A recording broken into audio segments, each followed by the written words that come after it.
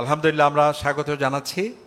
একটু আগেই যার কথা আমরা বলেছি, আসুন্নাহ ফাউন্ডেশনের মাননীয় চেয়ারম্যান মহোদয় এবং আমাদের বাংলাদেশের অত্যন্ত জননন্দিত ইসলামী চিন্তাবিদ এবং ইতিমধ্যেই যিনি মানবিক কার্যক্রমে এবং প্রাকৃতিক দুর্যোগ সহ নানাবিধ আমাদের সুখে দুঃখে অনন্য এক দৃষ্টান্ত স্থাপন করেছেন। আলেমদের মধ্যে ব্যতিক্রমধর্মী স্বতন্ত্র বৈশিষ্ট্যের অধিকারী হযরত মাওলানা শেখ আহমদুল্লাহ সাহেব, তিনি এসেছেন। শুকরিয়া জানাই সেই মহান মালিকের, সেই মহান রবের, এবং সেই সাথে বিশেষভাবে কৃতজ্ঞতা জ্ঞাপন করছি ঢাকা বিশ্ববিদ্যালয় সিরাত মাহফিল 2024 বাস্তবায়ন কমিটির প্রতি, যারা আমাকে এখানে দাঁড়াবার সুযোগ করে দিয়েছেন। বিশেষভাবে অন্তঃস্থল থেকে কৃতজ্ঞতা জানাচ্ছি ঢাকা বিশ্ববিদ্যালয় কর্তৃপক্ষকে এই চমৎকার আয়োজনটি করবার অনুমতি প্রদান করবার জন্য এবং সার্বিক সর্বাত্মক সহযোগিতা করবার জন্য। সময় যেহেতু কম, আমি কোনো ভূমিকা ছাড়াই আমার মূল বক্তব্যে প্রবেশ করতে চাই।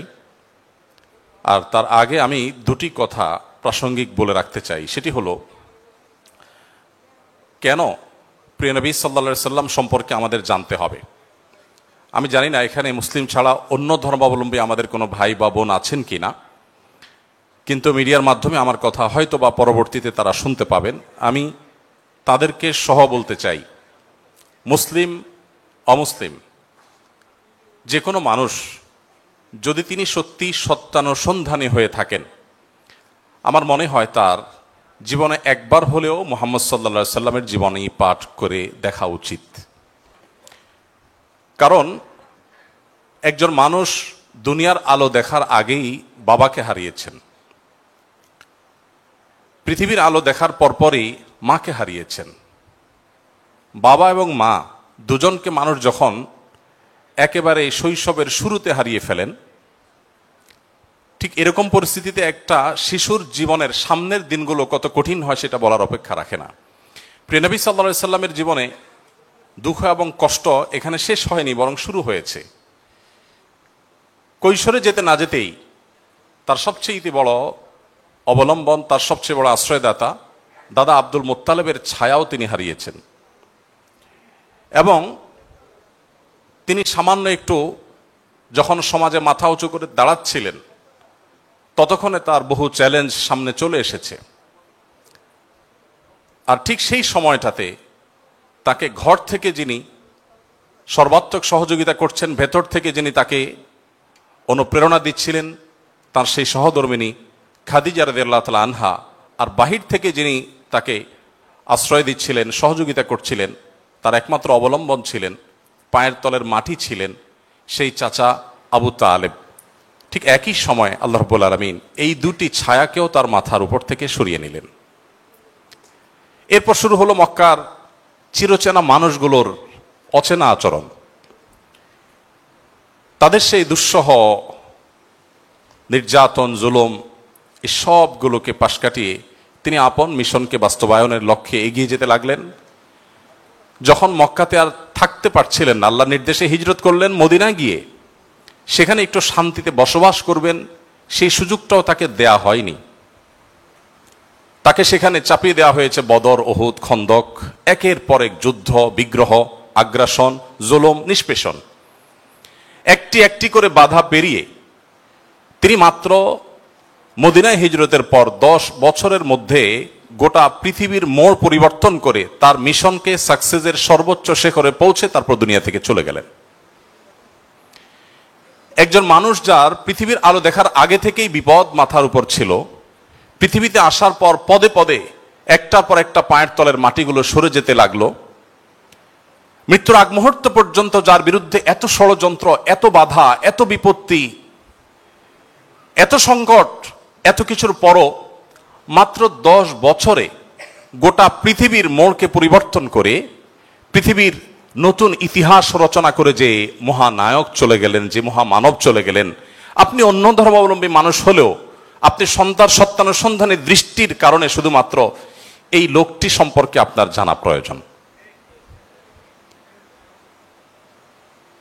যে মানুষটির সামগ্রিক জীবনে একটি জায়গা পাওয়া যায় না যে জায়গাটি দেখে বলা যায় যে এখানে তিনি একটা ভুল সিদ্ধান্ত গ্রহণ করে সরি বলতে বাধ্য হয়েছেন।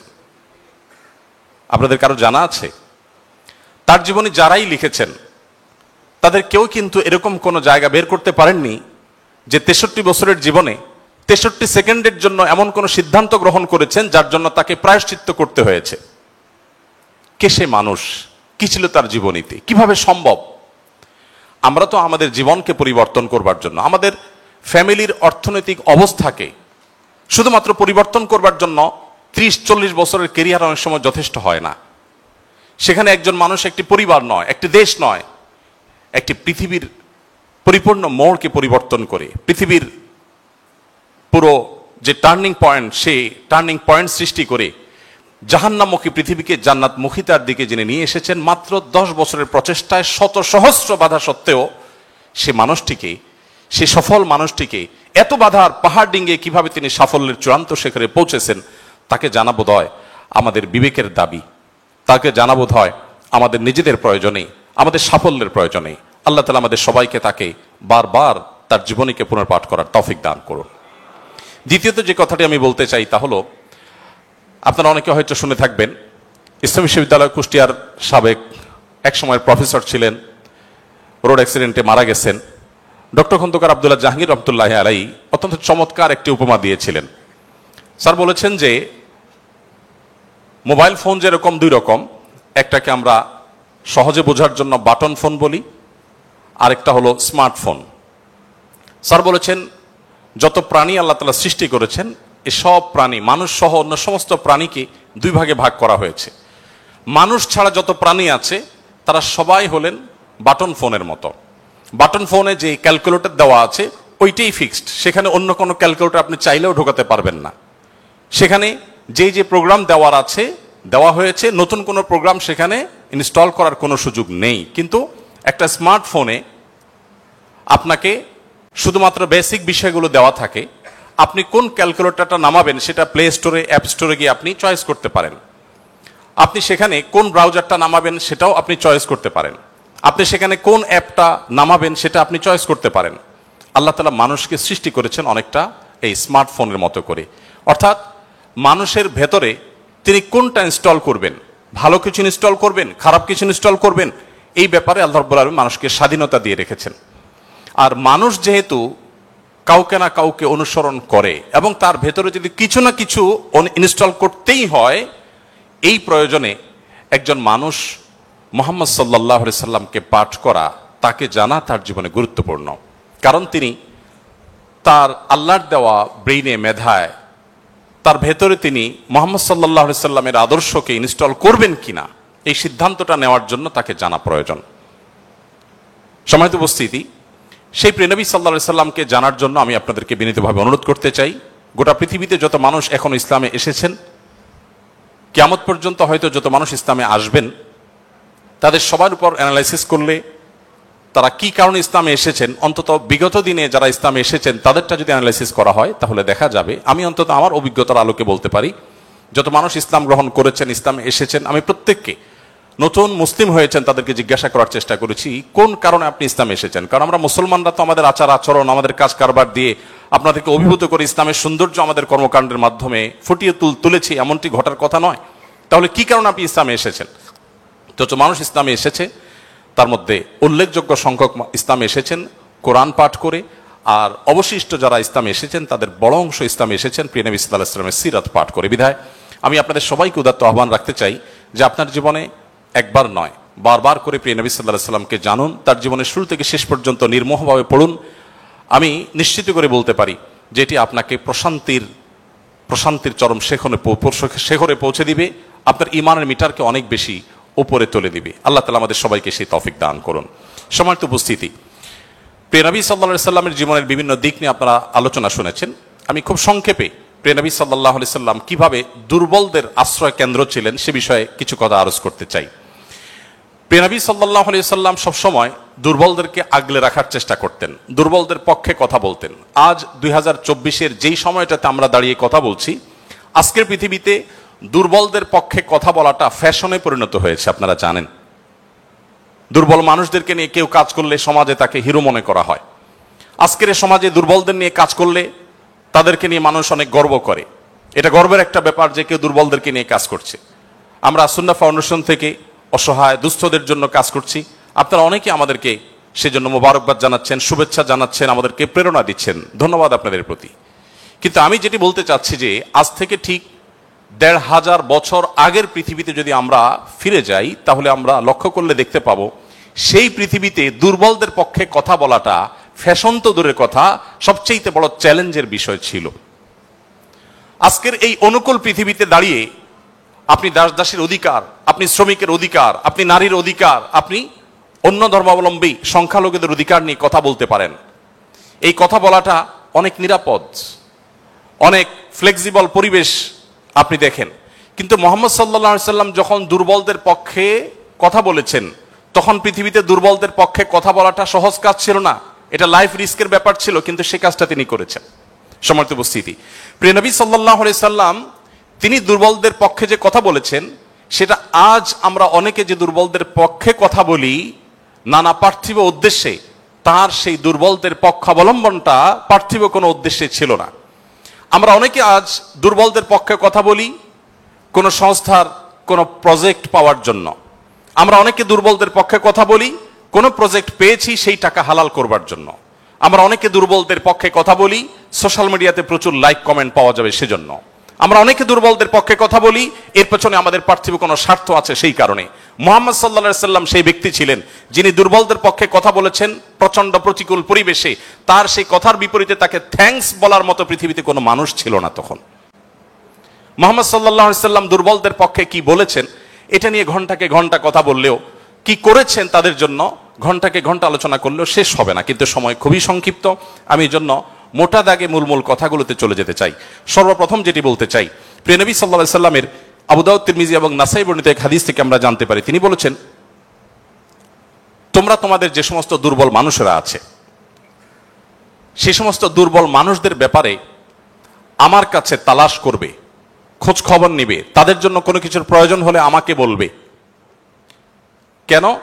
কারণ তোমরা জানো যে তোমাদের আল্লাহ তাআলার তরফ থেকে যে রিজিক প্রাপ্ত হও, ফাইন্নামা তুরজাকুন ওয়া তুনসারুনা বিদুআফাইকুম, তোমাদের যারা দুর্বল আছেন সে দুর্বল এবং অসহায় মানুষগুলোর উসিলায় তাদের কারণে আল্লাহ তাআলা তোমাদেরকে যুদ্ধ বিগ্রহে শত্রুর বিপক্ষে জয় দিয়ে থাকেন, সেগুলো তাদের কারণে দেন।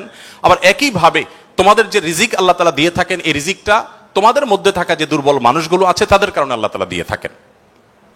সম্মানিত উপস্থিতি, এই হাদিসের মাধ্যমে নবী সাল্লাল্লাহু আলাইহি সাল্লাম বোঝাতে চেয়েছেন তার আশেপাশে দুর্বল মানুষেরাই বেশি থাকে।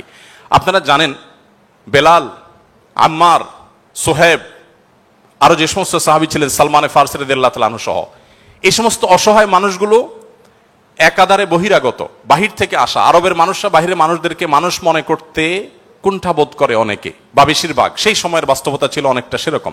নবী করিম সাল্লাল্লাহু আলাইহি সাল্লাম সেই পরিস্থিতিতে বাহির থেকে আসা সালমান ফারসি শুধু তার পরামর্শে গোটা মদিনার চতুর্পাশে পরীক্ষা খনন করা সেই কষ্টসাধ্য কাজ শুরু করে দিয়েছিলেন। তিনি বেলাল রাদিয়াল্লাহু তাআলা আনহুর মতো একজন নিগ্রো, ইথিওপিয়ান এবং বাহির থেকে আসা কৃতদাস ছিলেন, সেই মানুষটিকে নবী সাল্লাল্লাহু আলাইহি সাল্লাম মুয়াজ্জিন বানিয়েছেন। আজ আমাদের সমাজে মুয়াজ্জিন মানে খুব সাদামাঠা একটা পদ, তখন মুয়াজ্জিন ছিলেন নবী করিম সাল্লাল্লাহু আলাইহি সাল্লামের পর সবচেয়ে মসজিদের মধ্যে থাকা সম্মানজনক পদ।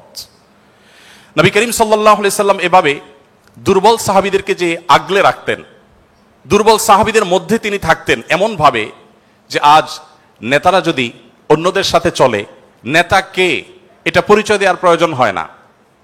কোন পাওয়ারফুল ব্যক্তি, কোন নেতা তিনি যদি তার অনুসারীদেরকে সাথে নিয়ে অনুসারীদের বেষ্টিত হয়ে হাঁটেন, তো তাকে চেনার জন্য কারো জিজ্ঞেস করতে হবে না।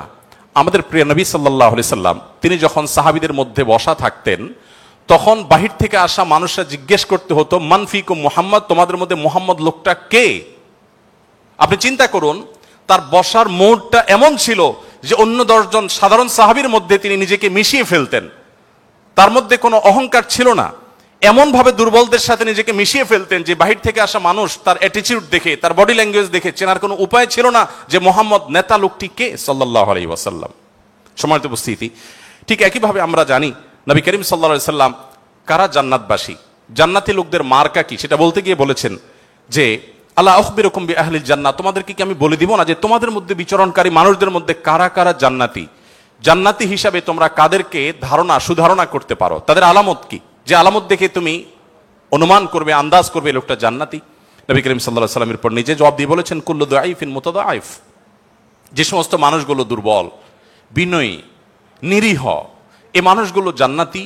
অর্থাৎ যদি তাদের ঈমান অন্য সব বিষয়গুলো ঠিকঠাক থাকে, পাশাপাশি তিনি যদি নিরীহ গোছের হন, বিনয়ী হন, বিনম্র হন, তিনি যদি খুব বেশি অহংকারী, অনেক বেশি রূঢ় স্বভাবের না হন, তাহলে এই মানুষগুলো জান্নাতি হওয়ার এটি একটি বড় লক্ষণ।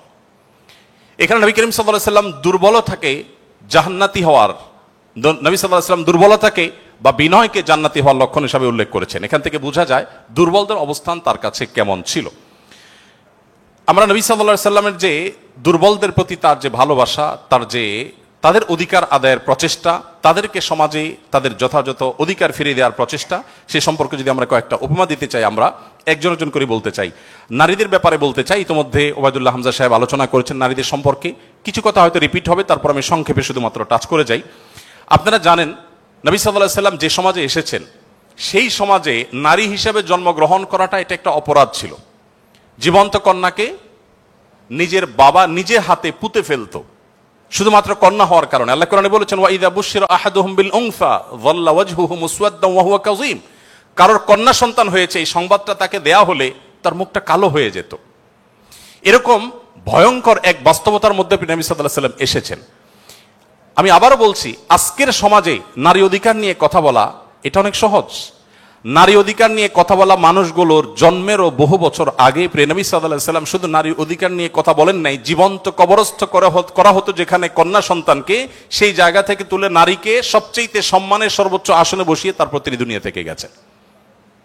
নবী সাল্লাল্লাহু আলাইহি ওয়াসাল্লাম নারীদের জন্য কি করেছেন?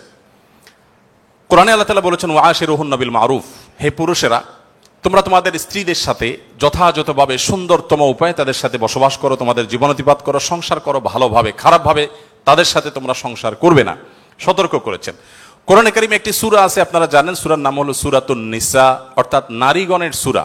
কোরআনে কিন্তু পুরুষগণের সূরা নামে কোনো সূরা নেই, সূরাতুর রিজাল নামে কোনো সূরা নেই, কিন্তু সূরাতুন নিসা নামে সূরা আছে, এবং সেটা ছোটখাটো 2-4-5 আয়াতের সূরা না, কোরআনের সবচেয়ে বড় সূরাগুলোর একটি। এবং কোরআনে শুধুমাত্র নারীদের বিধিবিধান বর্ণনা করবার জন্য সূরা তাহরিম, সূরা তালাক, অনেকগুলো সূরা আল্লাহ তাআলা নাজিল করেছেন স্পেশাল নারীদের বিধিবিধান বর্ণনা করবার জন্য। পুরুষদের জন্য আলাদা কোনো স্পেশাল বিধিবিধান, তাদের অধিকার, তাদের করণীয়, তাদের বিষয়গুলোকে আলোকপাত করবার জন্য কোনো আলাদা স্পেশাল কোনো সূরা নেই। আপনারা জানেন কোরআনে আল্লাহ রাব্বুল আলামিন নারীদের সম্পর্কে যত আলোচনা করেছেন, শুধু সেগুলোই ঘন্টায় ঘন্টা আলোচনা করলে শেষ করা যাবে না। প্রিয় নবী সাল্লাল্লাহু আলাইহি ওয়াসাল্লাম তার, আপনারা জানেন, একাধিক স্ত্রী ছিলেন। একাধিক স্ত্রী থাকলে দাম্পত্য জীবনে টুকটাক মনোমালিন্য হয়, তার ক্ষেত্রেও হয়েছে।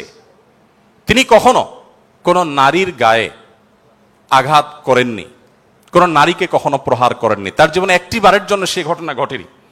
আপনারা অনেকে হয়তো শুনে থাকবেন, উহুদের যুদ্ধে প্রিয় নবী সাল্লাল্লাহু আলাইহি ওয়াসাল্লামের তরবারি একজন সাহাবীকে দেয়া হয়েছে। তিনি দূর থেকে লক্ষ্য করলেন একজন নারী খুব বিভৎস একটি দৃশ্যের অবতারণা করেছেন, তার নাম ছিল হিন্দা, আপনারা জানেন। তিনি নবী করিম সাল্লাল্লাহু আলাইহি ওয়াসাল্লামের প্রিয় চাচার লাশ কেটে কলিজা বের করে চাবাচ্ছেন। এরকম নির্মম এবং পাশবিক অত্যন্ত ভয়ঙ্কর একটি চিত্র ওই সাহাবী দেখতে পেয়ে নবী সাল্লাল্লাহু আলাইহি ওয়াসাল্লামের তরবারি তার হাতে, তিনি দৌড়ে দূর থেকে আফসা আফসা দেখছেন, কাছাকাছি গেলেন। কাছাকাছি গিয়ে দেখতে পেলেন, দূর থেকে তিনি বুঝতে পারেন না যে ইনি ভদ্রলোক না ভদ্র মহিলা।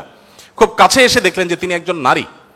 তিনি তখন বলেছেন পরবর্তীতে যে আমি তরবারিটা তুলেছিলাম যে তার শিরকে আমি তার ধড় থেকে, দেহ থেকে আলাদা করে দিব, কিন্তু তৎক্ষণাৎ আমার মনে হলো এই তরবারিটা তো সেই মানুষটার যে মানুষ কোনোদিন কোনো নারীর গায়ে আঘাত করেন নাই।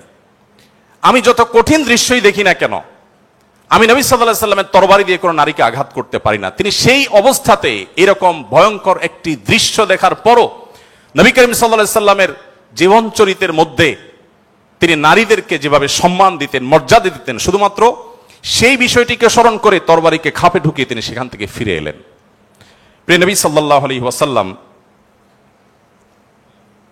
তিনি যুদ্ধের ময়দানে কয়েক শ্রেণী মানুষকে কোনোভাবেই যেন হত্যা না করা হয় তার জন্য আগে থেকে বলে রেখেছেন, এবং যুদ্ধের আগে যোদ্ধাদেরকে, মুজাহিদদেরকে বলে রাখতেন, খবরদার রণাঙ্গনে শত্রুপক্ষের অন্য সব মানুষকে আঘাত করলো, নারীদেরকে আঘাত করবে না।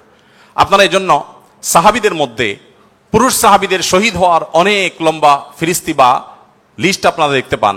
মহিলা সাহাবীদের লিস্ট খুব বেশি একটা দেখা যায় না, যদিও পুরুষদের আল্লাহর জন্য জীবন উৎসর্গ করার এই পথের সর্বপ্রথম পথ নির্দেশ করেছেন যিনি, অবাক করা বিষয় হলো তিনি একজন নারী, সুমাইয়া রাদিয়াল্লাহু তাআলা আনহা।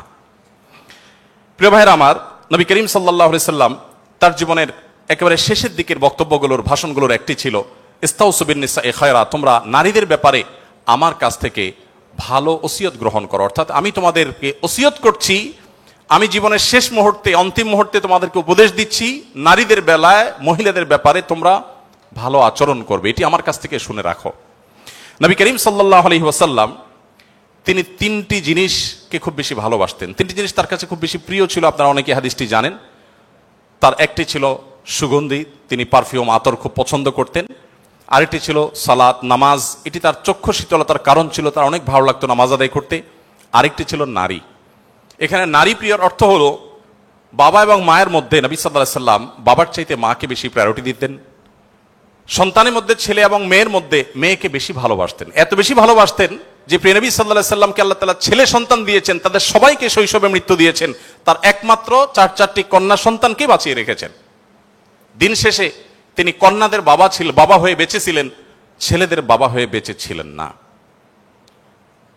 ঠিক একইভাবে প্রিয় নবী সাল্লাল্লাহু আলাইহি সাল্লামের আরেকটা হাদিস সহিহ মুসলিমে বর্ণিত হয়েছে, আমরা জানি নবী সাল্লাল্লাহু আলাইহি সাল্লাম বলেছেন, কেউ যদি তার দুটি কন্যা সন্তানকে প্রাপ্তবয়স্ক হওয়া পর্যন্ত সুন্দর আচরণ করে, যথাযথভাবে লালন পালন করে, কোনো প্রকার বৈষম্য না করে, অবিচার না করে, তাদের প্রতি সদাচরণ করে, তো কিয়ামতের ময়দানে নবী সাল্লাল্লাহু আলাইহি সাল্লাম বলেছেন সেই লোক শুধু জান্নাতে যাবে না, কিয়ামতের দিন আল্লাহ নবী সাল্লাল্লাহু আলাইহি সাল্লাম বলেছেন আনা ওয়া হুয়া কাহাতাইন, সে এই দুটি আঙ্গুল যেরকম পাশাপাশি অবস্থান করছে জান্নাতে আমার ঠিক কাছাকাছি এইভাবে অবস্থান করবে, দুটি কন্যা সন্তানকে যথাযথভাবে পালন করবার কারণে। আমি জানি না, আপনারা নিশ্চয় অনেকে অনেক হাদিস পড়ে থাকবেন, আপনারা এমন কোন হাদিস পেয়েছেন কিনা যে 1 ডজন ছেলে সন্তান লালন পালন করলে এইরকম কোন ফজিলত এর কথা কোথাও বলা হয়েছে? আপনারা দেখেছেন এরকম কোন হাদিস? আমি অন্তত পাই নাই যে 1 ডজন ছেলে লালন পালন করেছে কোনো মা বাবা, তার বিনিময়ে তাদেরকে নবী সাল্লাল্লাহু আলাইহি সাল্লাম বলেছে যে 12টা যেহেতু করেছে, দুটা মেয়ের বিপরীতে 12টা ছেলে করেছে, একটা পুরস্কার হোক না, এরকম কোন পুরস্কারের কথা আমার জানা নেই। এরপরে যখন এক শ্রেণী মানুষ বলে যে ইসলাম নারীদেরকে ঠকিয়েছে, তখন তাদের ব্যাপারে কি বলা যায় সেটা আপনারা ঠিক করবেন। সম্মানিত উপস্থিতি, নবী করিম সাল্লাল্লাহু আলাইহি ওয়াসাল্লাম বলেছেন, কোনো বাবা, কোনো অভিভাবক, কোনো প্যারেন্টস, কোনো মা যদি কোনো কন্যার কারণে, কন্যার দায়গ্রস্ত হয়ে পড়েন, সমাজের মানুষের কুসংস্কারের কারণে যদি তার মুখটা ছোট হয়ে যায়, কোনো কারণে তিনি যদি কোণঠা সময় পরিস্থিতির মধ্যে পড়ে যান, এরপরও তিনি যদি সেই মেয়েদেরকে লালন পালন করার ক্ষেত্রে কোনো কার্পণ্য না করেন, সমাজের বিরুদ্ধে দাঁড়িয়ে বুক টান টান করে যদি তার কন্যাদেরকে তিনি ভালোবাসা দেন, সদাচরণ করেন, তাদের অধিকার যথাযথভাবে দিয়ে দেন, দুঃখিত, তাহলে সেক্ষেত্রে নবী সাল্লাল্লাহু আলাইহি ওয়াসাল্লাম বলেছেন এই কন্যাদের প্রতি সদাচরণ করবার কারণে জাহান্নাম থেকে মুক্তির কারণ হবে কিয়ামতের ময়দানে ওই ব্যক্তির জন্য। এটি নবী সাল্লাল্লাহু আলাইহি ওয়াসাল্লামের আরো বহু হাদিস আছে, আমি আর সেদিকে যাব না, শুধুমাত্র একটি হাদিস বলে শেষ করব। সেটা হলো, আপনারা জানেন নবী করিম সাল্লাল্লাহু আলাইহি সাল্লামকে জিজ্ঞাসা করা হলো, ইয়া রাসূলুল্লাহ মান আহাক্কুন নাসি বিহুসনি সুহবাতি, আমার সবচেয়ে ভালো আচরণ পাওয়ার অধিকারটা কার? নবীজি সাল্লাল্লাহু আলাইহি সাল্লাম বলেছেন উম্মাক, তুমি সবচেয়ে ভালো আচরণ করবে তোমার মায়ের। এরপর জিজ্ঞাসা করা হলো, হে আল্লাহর রাসূল তারপর? আপনারা জানেন হাদিসটি খুবই প্রসিদ্ধ হাদিস, তিনি বলেছেন তারপর তোমার মায়ের। জিজ্ঞাসা করা হলো তারপর, এরপরে বললেন তারপরও তোমার মায়ের। এরপর সাহাবী যখন জিজ্ঞাসা করলেন ইয়া রাসূলুল্লাহ তারপর, এরপর বললেন তোমার বাবার। আপনারা অনেকে শুনেছেন ডক্টর জাকির নায়েক, তিনি এই হাদিস প্রসঙ্গে বলেছেন আল্লাহ নবী সাল্লাল্লাহু আলাইহি সাল্লাম গোল্ড মেডেলটাও দিলেন মাকে, তারপর সিলভার মেডেলটাও দিলেন মাকে, ব্রোঞ্জটাও দিলেন মাকে, বাবাকে দিলেন একটা সান্ত্বনা পুরস্কার। এরপরে যদি কেউ বলে যে ইসলাম নারীদেরকে ঠকিয়েছে, যে যুক্তিতে বলে সেটা আপনারাও জানেন, আমিও জানি। বলা হয় বাবার সম্পদে ছেলে যদি 2 টাকা পায়, মেয়ে 1 টাকা পায়, এখানে মেয়ের প্রতি অবিচার করা হয়েছে। আপনারা জানেন এর মতো হাস্যকর একটা দাবি আরেকটি হতে পারে না, কারণ ছেলে বেচারা, এতক্ষণ শুধু মেয়েদের কথা বলছি, আসলে একটু ছেলেদেরকে আমরা দুর্বল হিসেবে দেখি। ছেলে বেচারা প্রাপ্তবয়স্ক হওয়ার পর বাবা মা তার ভরণ পোষণ দিতে বাধ্য নন। যদি বাবা মা বলেন যে তুমি প্রাপ্তবয়স্ক হয়ে গেছো, তোমার চাল ডাল তুমি জোগাড় করো, বাবা মা সেটা বলতে পারেন, সে রাইট তাদের আছে। বিয়ে এখনো বেচারা করে নাই, মাত্র প্রাপ্তবয়স্ক হয়েছে। এরপর প্রাপ্তবয়স্ক হওয়ার পর যখন বিয়ে শাদী চিন্তা করে, বাপ মা এটা বলতেই পারেন যে বাবা তোমার বিয়ে শাদীর টাকা তুমি জোগাড় করো, আমি তোমার বইয়ের গহনা কিনে দিব, মোহর জোগাড় করব, তোমার খরচ খরচা দিব। এটা বাবা মা করতে বাধ্য নন শরীয়তের দৃষ্টিকোণ থেকে, ছেলেরটা ছেলেকেই জোগাড় করতে হবে। আপনাদের অনেকগুলো প্রশ্ন আমার কাছে আসছে, এর মধ্যে সবচেয়ে কমন যে প্রশ্ন বারবার এসেছে সেটা হলো যুবকদের প্রশ্ন, বাবা মা বিয়ে দিতে চায় না, আমরা কি করব? আমি সে প্রশ্ন উত্তরে যেতে পারবো কিনা জানি না, তবে তরুণদের আহাজারে আমাকে খুব কষ্ট দেয়। কারণ আমি খুব বেশি বয়সে বিয়ে করিনি, আমি এখন নানা হয়েছি, আপনারা অনেকে জানেন। আমার এই বয়সে আমি নানা হয়েছি, এটা অনেকে শুনলে আসমান থেকে নাজিল হওয়ার উপক্রম হয় যে কিভাবে সম্ভব। তো আমি বলি, আমি আমার সংসার জীবন গোছানো শেষ, আমি এবং আমার মিসেস সহ বাকি জীবন আরামের সাথে দেশ বিদেশ যদি ঘুরেও বেড়াই, আল্লাহ বিল্লাহ করে বাকি জীবন কাটিয়ে দিই, আমার কোনো টেনশন নাই, কারণ আমার সংসারের সব সেট করা শেষ। সে সমস্ত মানুষদেরকে দেখে আমার করুণা হয়, মায়া হয়, যারা আর্লি ম্যারেজকে দোষণীয় মনে করে, তারা অনেক বেশি দেরি করে তথাকথিত নিজের পায়ে দাঁড়ানোর কথা বলে 30-35 পার হওয়ার পর বিবাহ শাদী করেন। এই মানুষগুলো তাদের ছেলে মেয়ে হইতে হইতে, প্রথম তো আবার ছেলে মেয়ে নেওয়া যাবে না, একটা লম্বা সময় এনজয় করতে হবে, 40-এর পর হয়ে যায় ছেলে মেয়ে হতে হতে।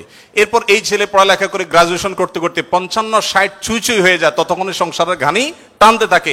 আল্লাহ না করুন ছেলেটা যদি অমানুষ হয়, এই বেচারা বৃদ্ধ বয়সে আর যাওয়ার কোনো উপায় নাই। আবার সন্তান তো একটা বা দুইটা বেশি নেওয়া যাবে না, তাহলে তার দুঃখের কোনো শেষ আছে?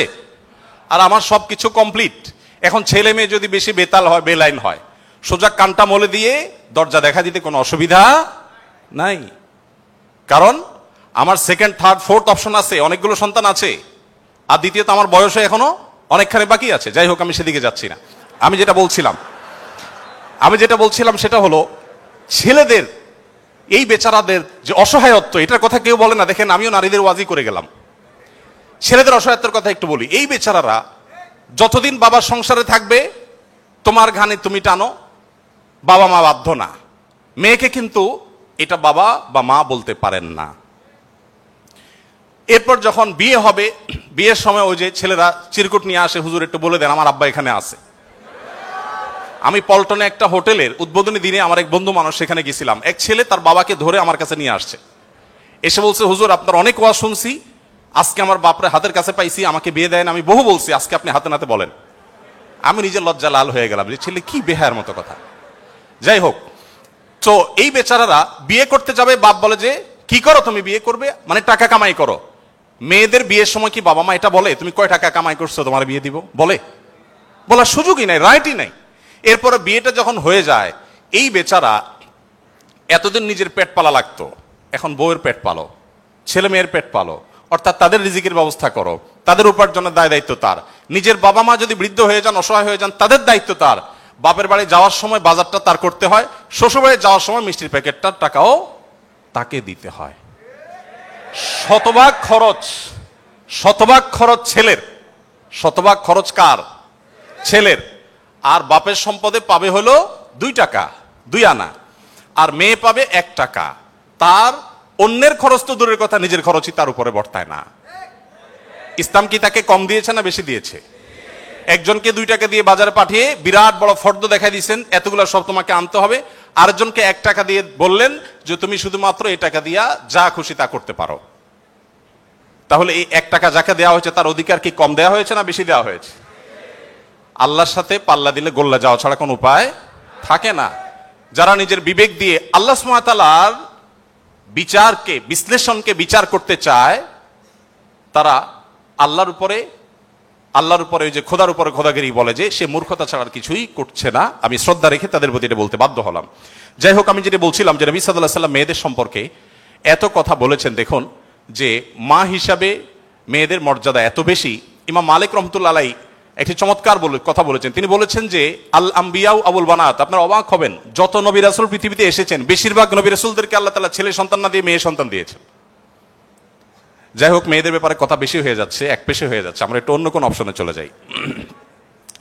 এরপরে যেটি বলতে চাই তা হলো, বিধবা এবং ইয়েতিমদের ব্যাপারে। দেখুন, ইয়েতিম বিধবার ব্যাপারে নবী করিম সাল্লাল্লাহু আলাইহি ওয়াসাল্লাম বলেছেন, বুখারীতে হাদিসটি বর্ণিত হয়েছে, আস-সাইলাল আরমালাতি ওয়াল মাসাকি কাল মুজাহিদি ফি সাবিলিল্লাহ আও কাল্লাযী ইয়াকুমুল লাইলা ওয়া ইয়াসুমুন নাহার।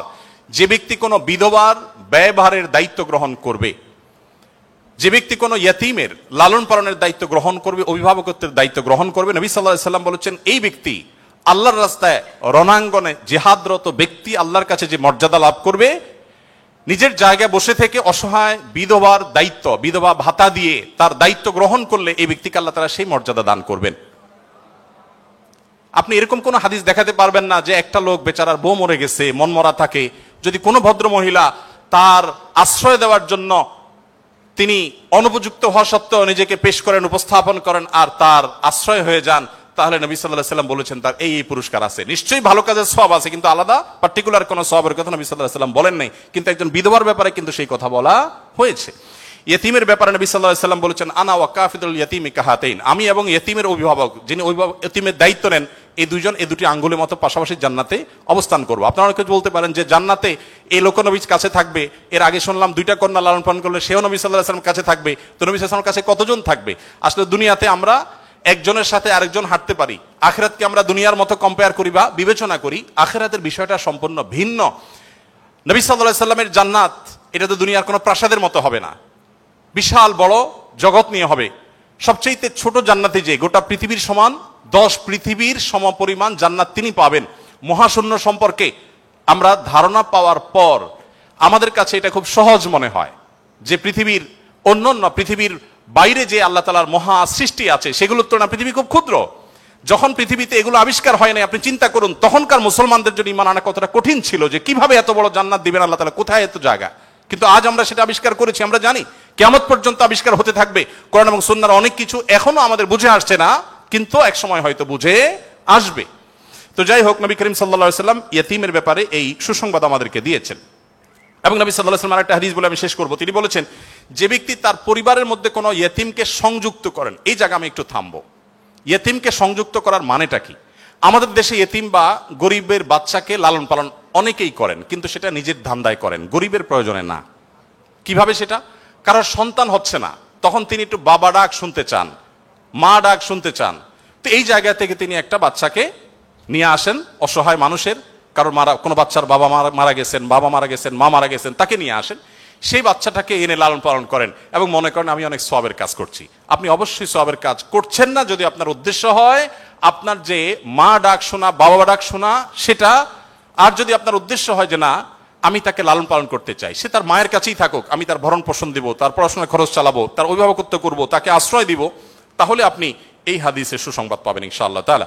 আপনি যদি নিজে পার্থিব কোনো স্বার্থে তাকে লালন পালন করেন তাহলে এই হাদিসের মর্যাদা আপনি লাভ করবেন না।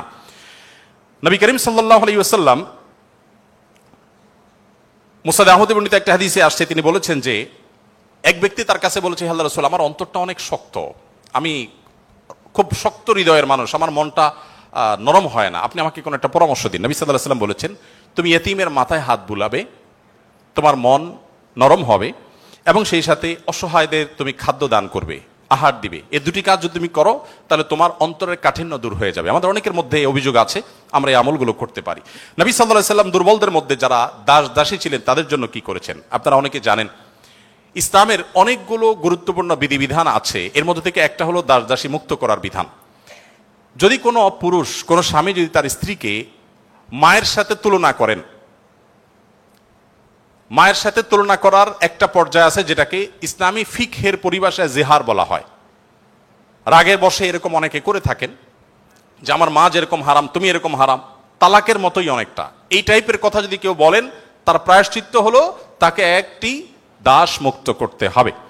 কেউ যদি ইচ্ছাকৃতভাবে রোজা ভঙ্গ করেন তাহলে তার প্রায়শ্চিত্ত হলো তাকে একটি দাস মুক্ত করতে হবে। কেউ যদি শপথ করে শপথ রক্ষা না করেন, ভঙ্গ করেন, তাহলে তাকে দাস মুক্ত করতে হবে। কেউ যদি কোনো মানুষকে হত্যা করেন, ভুলে হত্যা করেন, তার প্রায়শ্চিত্তগুলোর মধ্যে থেকে একটা হলো তাকে দাস মুক্ত করতে হবে। এভাবে ইসলাম অনেকগুলো ভুলের প্রায়শ্চিত্ত হিসাবে অন্য কোনো অপশনের চাইতে দাস মুক্তিকে প্রায়োরিটি দিয়েছে, গুরুত্ব দিয়েছে। নবী সাল্লাল্লাহু আলাইহি ওয়াসাল্লাম বারবার বলেছেন, কারণ তিনি চাইতেন মানুষ দাস না থাকুক, মানুষ মুক্ত হয়ে যাক। নবী সাল্লাল্লাহু আলাইহি ওয়াসাল্লাম আজকের পৃথিবীর মতো ফ্যাক্টরি রেভলিউশনের পর মানুষের মুক্তির জন্য বা দাস প্রথার বিরুদ্ধে তিনি কথা বলেছেন এমন না। আমি আগেই বলেছি, আজ পৃথিবীতে বহু দুর্বলদের পক্ষে কথা বলা মানুষ পাবেন, তার সবগুলোই বেশিরভাগই দেখবেন স্বার্থের কারণে। আমরা নিজেরাও দুর্বলদের সহযোগিতা করি। এই যে বন্যা গেল, অনেকেই বন্যার সময় ত্রাণ নিয়ে গেছেন জাস্ট একটা ছবির জন্য। অনেকে ত্রাণ নিয়ে গেছেন, কষ্ট করেছেন, শুধু তার একটা লাইভ দরকার, কিছু লাইক দরকার, কিছু কমেন্ট দরকার, কিছু বাহবা দরকার। তো নবী সাল্লাল্লাহু আলাইহি সাল্লাম দাস দাসীদের মুক্তির জন্য কথা বলেছেন সেই সমাজে যখন দাস দাসী ছিল। আজকের যুগে বিএমডব্লিউর মালিক হলে যেরকম গর্বের, দাস দাসী থাকা সেরকম গর্বের। এরকম মূল্যবান অ্যাসেট কোনো বিনিময় ছাড়া মুক্ত করে দেওয়ার জন্য নবী সাল্লাল্লাহু আলাইহি সাল্লাম উৎসাহিত করতেন। শুধু তাই নয়, আপনারা জানেন যে নবী করিম সাল্লাল্লাহু আলাইহি সাল্লাম বলেছেন, কোন দাসকে যদি কেউ মুক্ত করে, তাহলে ওই দাসের প্রতিটি অঙ্গকে মুক্ত করার বিনিময়ে যে ব্যক্তি এই কাজটি করলেন, আল্লাহ তাআলা ওই ব্যক্তিকে তার ওই অঙ্গকে জাহান্নাম থেকে মুক্তির পরওয়ানা দান করবেন। নবী সাল্লাল্লাহু আলাইহি ওয়াসাল্লাম আরেকটি হাদিসে আছে, তিনি বলেছেন জীবনের শেষ কথা। নবী সাল্লাল্লাহু আলাইহি ওয়াসাল্লামের জীবনের শেষ কথা কি আমরা জানি, অনেকে জানি, আসসালাতু আসসালাত ওয়া মা মালাকাত আইমানুকুম। অর্থাৎ নবী করিম সাল্লাল্লাহু আলাইহি ওয়াসাল্লামের জীবনের শেষ কথা ছিল, তোমরা নামাজের ব্যাপারে দায়িত্বশীল থাকবে, নামাজের ব্যাপারে দায়িত্বশীল থাকবে এবং তোমাদের দাস দাসীদের ব্যাপারে দায়িত্বশীল আচরণ করবে। এটা ছিল তার জীবনের শেষ কথা। একটা মানুষের কাছে দাস দাসীদের অধিকার কত গুরুত্বপূর্ণ হলে, অধীনস্থ মানুষগুলোর অধিকার কত গুরুত্বপূর্ণ হলে জীবনের শেষ কথা এটা বলে চলে যান যে তোমরা তাদের ব্যাপারে খবরদার সদাচরণ করবে, তাদের প্রতি কোনো জুলুম অবিচার করবে না। আপনারা অনেকে আবু মাসউদ আনসারী রাদিয়াল্লাহু তাআলা আনহুর নাম শুনেছেন। আবু মাসউদ আনসারী রাদিয়াল্লাহু তাআলা আনহু তার একজন দাসকে প্রহার করছিলেন, অধীনস্থকে, কাজের লোককে প্রহার করছিলেন। নবী সাল্লাল্লাহু আলাইহি ওয়াসাল্লাম পেছন থেকে বললেন, আলাম আবু মাসউদ, সাবধান, শুনে রাখো আবু মাসউদ, লাল্লাহু আকদারু আলাইকা মিনকা আলাইহি, তুমি এই দাসের প্রতি যতটা পাওয়ার রাখো, হোল্ড করো, আল্লাহ তাআলা তোমার উপর তার চেয়ে বেশি পাওয়ার হোল্ড করেন, মাইন্ড ইট। এই কথা শোনার পর আবু মাসউদ আনসারী রাদিয়াল্লাহু তাআলা আনহু সেই দাসকে মুক্ত করলেন। বলে, ইয়া রাসূলুল্লাহ, আমি তাকে মুক্ত করে দিলেন। তখন নবী সাল্লাল্লাহু আলাইহি ওয়াসাল্লাম বলেছেন, যদি তুমি আজ তাকে মুক্ত না করতে, জাহান্নাম তোমাকে স্পর্শ করতো। আব্দুল্লাহ ইবনে ওমর রাদিয়াল্লাহু তাআলা আনহু বলেছেন, আমি নবী করিম সাল্লাল্লাহু আলাইহি ওয়াসাল্লামকে বলতে শুনেছি, যে ব্যক্তি কোনো দাসের প্রতি জুলুম করবে, তাকে অন্যায়ভাবে প্রহার করবে, তার কাজের লোককে, অধীনস্থ লোককে, তার প্রায়শ্চিত্ত হলো সেই অধীনস্থ লোকটাকে সে মুক্ত করে দিতে হবে, দাস মুক্ত করে দিতে হবে, যেটা সহজ কোনো ব্যাপার ছিল না তখন। বুখারীর একটি বিশ্ববিখ্যাত হাদিস, স্বর্ণের অক্ষরে যেটা টানিয়ে রাখা দরকার আমাদের বাসা বাড়িতে। নবী সাল্লাল্লাহু আলাইহি ওয়াসাল্লাম বলেছেন, ইখওয়ানুকুম খাওয়ালুকুম, তোমাদের ভাই ব্রাদার যারা, তারাই তোমাদের অধীনস্থ কাজের মানুষ। এই মানুষগুলো সম্পর্কে নবী সাল্লাল্লাহু আলাইহি ওয়াসাল্লাম বলেছেন, জাআলাহুমুল্লাহু তাহতা আইদিকুম, তাদেরকে আল্লাহ তাআলা তোমাদের অধীনস্থ করে দিয়েছেন। এর মধ্যে ইঙ্গিত রয়েছে আল্লাহ চাইলে তোমাকে তার অধীনে করে দিতে পারতেন। অতএব ফামান কানা আখুহু তাহতা ইয়াদি, যে ব্যক্তি তার ভাই তার অধীনে থাকবে, অর্থাৎ কোনো দাস, কোনো দাসী অথবা যে কোনো কাজের মানুষ, এই হাদিসে দাস দাসীর কথা বলা হয়নি, যে কোনো কাজের লোক, অধীনস্থ মানুষ যদি কারোর অধীনে থাকে, ফালইউতইমহু মিম্মা ইয়াকুল, তাহলে সে যা খায় একই কোয়ালিটির খাবার যেন তাকে অফার করে, এবং সে যা পোশাক পরে একই কোয়ালিটির পোশাক যেন তাকে পরায়। একটু থামতে চাই এখানে। আপনি একটু কল্পনা করুন, এমন একজন মানুষের, যিনি অনেক পয়সার মালিক, অনেক বড় পদ হোল্ড করেন, তিনি তার ড্রাইভার তার জন্য যখন পোশাক কিনছিলেন, একই সময় তার নিজের পোশাকও কিনছিলেন। একই পোশাক যেটা তার জন্য কিনেছেন, সেম পোশাক ড্রাইভারের সাইজ অনুযায়ী, একই কোয়ালিটির, একই কালারের, একই জিনিস ড্রাইভারের জন্য কিনেছেন। এই দৃশ্যটা কি কল্পনা করা যায়? আজকের বাস্তবতা এটা কি খুব সহজ বিষয় মনে হয়? আমরা তো অনেকে অধীনস্থ মানুষদের পাশে বসে খাবো এটাকেই দোষী বিষয় মনে করি। আমরা কি নিজেদেরকে সভ্য দাবি করি? আজকের পৃথিবীর মানুষের সভ্যতা যেখানে গিয়ে ঠেকবে, নবী সাল্লাল্লাহু আলাইহি ওয়াসাল্লাম তিনি এবং তার সাহাবা ইকরাম পৃথিবীকে যেই জায়গায় রেখে গেছেন সভ্যতার, সেখানে পর্যন্ত আজকের পৃথিবী সভ্যতার সর্বোচ্চ শিখরে গিয়ে পৌঁছতে পারবে না। নবী করিম সাল্লাল্লাহু আলাইহি ওয়াসাল্লাম তিনি, তাকে একবার জিজ্ঞাসা করা হলো যে, হে আল্লাহর রাসূল, আমাদের যে কাজের লোক আছে, খাদেম আছে, এই লোকগুলোর যত ভুল করে কয়বার মাফ করা যায় আপনি একটু বলেন? মানে এটা সীমা আছে তো, কতবার মাফ করা যায়? নবী করিম সাল্লাল্লাহু আলাইহি ওয়াসাল্লাম চুপ থাকলেন। লোকটা আবার একই কথা বললেন, নবী সাল্লাল্লাহু আলাইহি ওয়াসাল্লাম চুপ থাকলেন। তিনি আবার যখন বললেন, নবী করিম সাল্লাল্লাহু আলাইহি ওয়াসাল্লাম বলেছেন, দিনে 70 বার মাফ করবা। কতবার? এর মানে হলো তুমি নিজেকে নিয়ন্ত্রণহীন করবে না। এই বিষয়ে অবশ্য ওয়াজ করা অনেক সহজ, আমল করা অনেক কঠিন। আল্লাহ তাআলা আমাদেরকে আমলের তৌফিক দান করুন। এভাবে নবী করিম সাল্লাল্লাহু আলাইহি ওয়াসাল্লাম দুর্বলদের পক্ষে, দুর্বলদের অধিকার আদায়ের জন্য অনেক কথা বলেছেন। সেই সময় যখন দুর্বলদের পক্ষে কথা বলা আজকের মতো ফ্যাশনের বিষয় ছিল না। আজ যারা অধিকারের কথা বলে, তাদের জন্মেরও হাজারো বছর আগে প্রিয় নবী সাল্লাল্লাহু আলাইহি সাল্লাম এই মানুষগুলোর অধিকার আদায় করে উন্নতির চরম শিখরে রেখে গেছেন। পৃথিবী আবার তাদেরকে অবনমন করেছে, আজ সেজন্য আমাদেরকে কথা বলতে হচ্ছে। সম্মানিত উপস্থিতি, নবী করিম সাল্লাল্লাহু আলাইহি ওয়াসাল্লাম তিনি অন্য ধর্মাবলম্বীদের অধিকার নিয়ে যত কথা বলেছেন, অনেক লম্বা কথা বলতে হবে, আমার হাতে একেবারে সময় নেই। আমি শুধু এটুকু বলবো, আল্লাহ তাআলা কোরআনে কারিমে বলেছেন, লা ইয়ানহাকুমুল্লাহু আনিল্লাযীনা লাম ইউকাতিলুকুম ফিদ-দীন ওয়া লাম ইখরিজুকুম মিন দিয়ারিকুম আন তাবাররুহুম ওয়া তুকসিতু ইলাইহিম ইন্নাল্লাহা ইউহিব্বুল মুকসিতিন। যে সমস্ত অন্য ধর্মাবলম্বীরা তোমাদেরকে তোমাদের দেশ থেকে বের করে দেয়নি, তোমাদের উপর কোনো যুদ্ধ চাপিয়ে দেয়নি, অর্থাৎ শান্তিপূর্ণ সহাবস্থান করছে, তাদের প্রতি সদাচরণ করতে তোমাদের আল্লাহ তোমাদেরকে নিষিদ্ধ করেনি না, বরং আল্লাহ তাআলা সদাচরণকারী, ন্যায়নিষ্ঠ আচরণকারীকে ভালোবাসেন। তার মানে সংখ্যালঘুদের প্রতি, অন্য ধর্মাবলম্বীদের প্রতি কোনো মুসলিম যদি সদাচরণ করে, এই লোক আল্লাহর ভালোবাসা পাবে। বাংলাদেশে মানুষ ধর্মপ্রাণ, এদেশে ওলামা একরাম দায়িত্বশীল। এজন্য আমি প্রায় বলি, আমাদের আশেপাশে অন্য যে কোনো দেশের সংখ্যালঘুদের চাইতে আমাদের দেশের সংখ্যালঘুরা আলহামদুলিল্লাহ অনেক ভালো আছে, সেজন্য আমরা অনেক হ্যাপি এবং সুখী। আমরা চাই তারা আরো ভালো থাকুক। আমাদের আশেপাশের বিভিন্ন দেশে বহু ধর্মীয় দাঙ্গা হয়েছে, শত শত মানুষ মারা গেছে। বাংলাদেশের আজও পর্যন্ত কখনোই ধর্মীয় দাঙ্গায় শত শত মানুষ তো দূরের কথা, ডজন ডজন মানুষ মারা গেছে, এমন কোনো ঘটনা কখনো শোনা। সংখ্যালঘুদের নির্যাতনের যে সমস্ত বিচ্ছিন্ন ঘটনা ঘটে, এটা আমরাও জানি, আমাদের সংখ্যালঘু ভাই বোনেরাও জানেন। এটা দিন শেষে রাজনৈতিক ফায়দা হাসিলের নীল নকশা ছাড়া আর কিছুই নয়। বাংলাদেশের সবচেয়ে বড় ধর্মীয় শিক্ষা প্রতিষ্ঠান হাটহাজারী মাদ্রাসার ঠিক কোল ঘেঁষে একটা মন্দির, আমি সেই মাদ্রাসার ছাত্র। এত প্রাচীন এই মন্দির এবং মাদ্রাসাও প্রাচীন, শতবর্ষী মাদ্রাসা এবং প্রাচীন মন্দির। কেউ বলতে পারবে না যে মাদ্রাসার হাজার হাজার ছাত্রের কেউ কোনোদিন একটা ঢিল সেই মন্দিরে নিক্ষেপ করেছেন অথবা মন্দির থেকে পাল্টা এরকম কিছু হয়েছে, কেউ বলতে পারবে না। বাংলাদেশের মানুষের সাম্প্রদায়িক সম্প্রীতির যে উদ্যম দৃষ্টান্ত, পৃথিবীর অনেক উন্নত দেশেও সে দৃষ্টান্ত নাই। এটা আমরা কোত্থেকে পেয়েছি? ইসলাম থেকে পেয়েছি। আমাদের সংখ্যালঘু ভাই বোনদের প্রতি সদাচরণ করতে আমাদের ইসলাম বলে, ভালো মুসলিম হওয়ার প্রয়োজনে আমাদের এটা করতে হচ্ছে। অথবা আমরা যত বেশি ভালো মুসলিম হতে পারবো, আমাদের সংখ্যালঘু ভাই বোনরাও তত নিরাপদে থাকবেন। নবী সাল্লাল্লাহু আলাইহি সাল্লাম বলেছেন, যেই ব্যক্তি কোনো অমুসলিম, যিনি মুসলিম ভূখণ্ডে বসবাস করার পারমিশন নিয়ে আসছেন, ধরুন বাইরে থেকে ভিসা নিয়ে এসছেন, অনুমোদিত তার বসবাসটা, এরকম কোন অন্য ধর্মাবলম্বীকে যদি কোনো মুসলমান হত্যা করে, এই মুসলমান এই হত্যার কারণে জান্নাত তো দূরের কথা, জান্নাতের ঘ্রাণও সে পাবে না। মানুষটা কিন্তু অন্য ধর্মাবলম্বী। নবী সাল্লাল্লাহু আলাইহি সাল্লাম একটা ইহুদির লাশ নিয়ে যাওয়া হচ্ছিল, তিনি সম্মান প্রদর্শন করলেন। সাহাবীরা বললেন, ইয়া রাসূলুল্লাহ, ইহুদির লাশ আপনি সম্মান প্রদর্শন করছেন? নবী সাল্লাল্লাহু আলাইহি সাল্লাম বলেছেন, আলাইসাত নাফসা, সে কি মানুষ না? লোকটা ইহুদি হতে পারে কিন্তু তিনি মানুষ না। আব্দুল্লাহ ইবনে ওমর রাদিয়াল্লাহু তাআলার বাসায় ছাগল জবে হয়েছে, তিনি বাহির থেকে এসে জিজ্ঞাসা করলেন, আহাদাইতুম লিজারনাল ইহুদি, আমাদের ইহুদি প্রতিবেশী বাসায় গোশত পাঠিয়েছো? বাসার লোকজন বলল, না তো। তখন তিনি বললেন, আল্লাহ রাসূল সাল্লাল্লাহু আলাইহি সাল্লাম প্রতিবেশীর অধিকার নিয়ে এত কথা বলেছেন যে নিজের সম্পদে তাদের হিস্সা আল্লাহ তাআলা নির্ধারণ করে দেওয়ার উপক্রম হয়েছিল, আর তোমরা কেন প্রতিবেশী বাসায় খাবার পাঠাওনি? আমাদেরকে আরো ডেভেলপ করতে হবে। আমাদের আশেপাশে কোনো হিন্দু বসবাস করেন, আপনার পাশে ফ্ল্যাটে, পাশের বাড়িতে, আপনি কয়দিন তার বাসায় খাবার পাঠিয়েছেন, গিফট পাঠিয়েছেন? অথচ ইসলাম কিন্তু সেই নির্দেশ আমাদেরকে করে।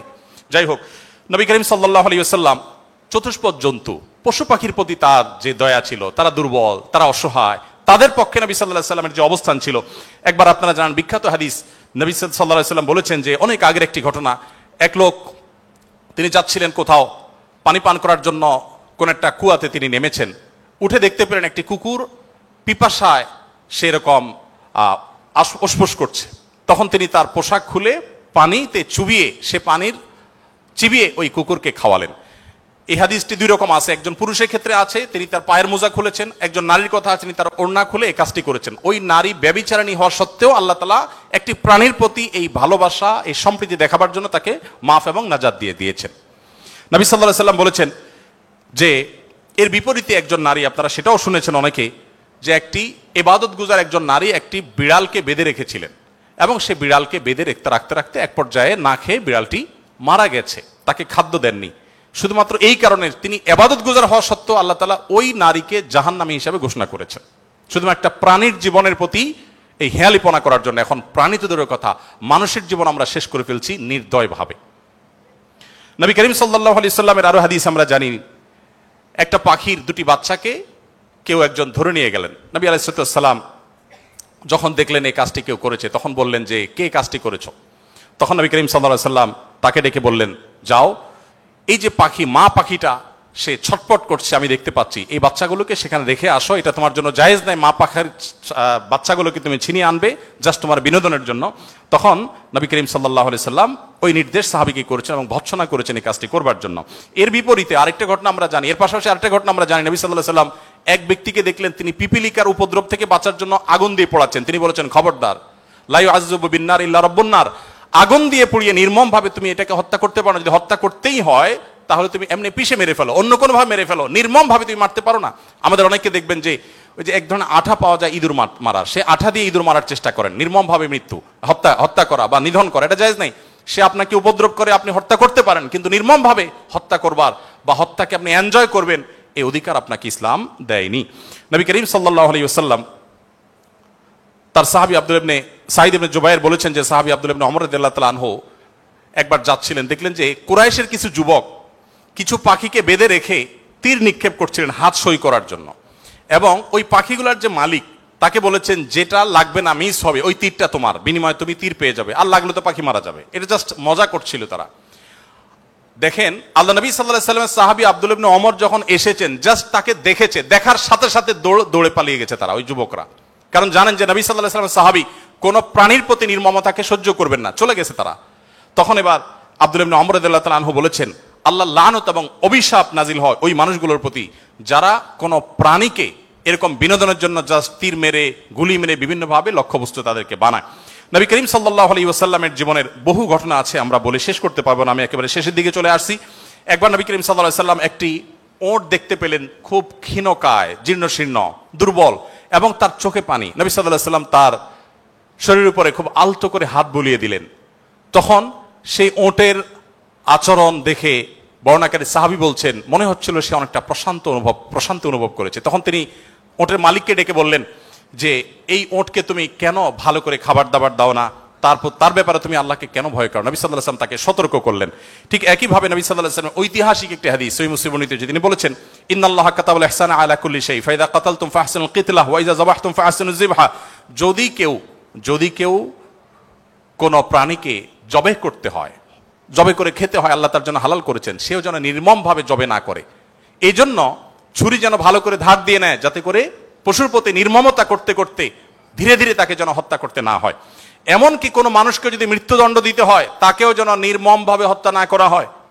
প্রয়োজনে তাকে যদি মৃত্যুদণ্ড দিতে হয়, এমনকি রণাঙ্গনে যদি শত্রুপক্ষ হয়, নির্মম ভাবে তার অঙ্গ প্রত্যঙ্গ কেটে টুকরা টুকরা করবেন, এই নির্মমতা করার অনুমতি ইসলাম আপনাকে দেয়নি। আপনাকে মানুষ হতে বলেছে ইসলাম।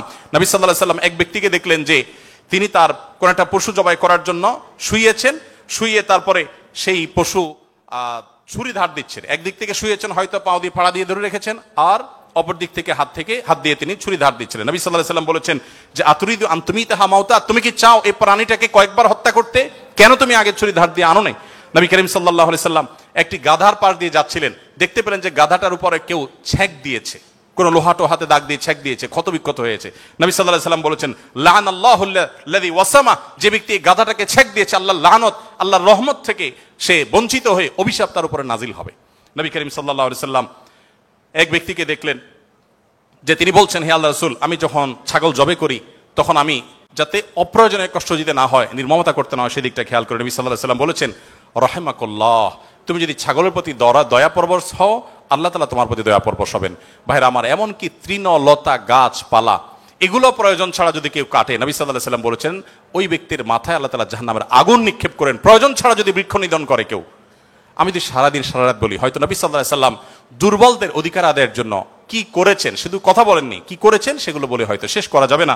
আমাদের সময় অনেক আগেই শেষ হয়ে গেছে। আমি শুধুমাত্র শেষের দিকে আসছি এবং বলতে চাই, আজকে যে জায়গায় আমি দাঁড়িয়ে কথা বলছি, এই বিশ্ববিদ্যালয় সহ বহু বিশ্ববিদ্যালয়, বিশেষ করে পাবলিক বিশ্ববিদ্যালয়গুলো, যেগুলো মেধাবীদের, দেশের সবচেয়ে বড় ভালো মেধাবীদের সবচেয়ে বড় বিচরণ ক্ষেত্র, এই জায়গা থেকে আমাদের আনন্দের অনেক ইতিহাস যেমন রচিত হয়েছে, দুই একটি দুঃখের এবং বেদনার ঘটনাও এখানে ঘটতো। তার মধ্যে থেকে একটি হলো র্যাগিং এর ঘটনা।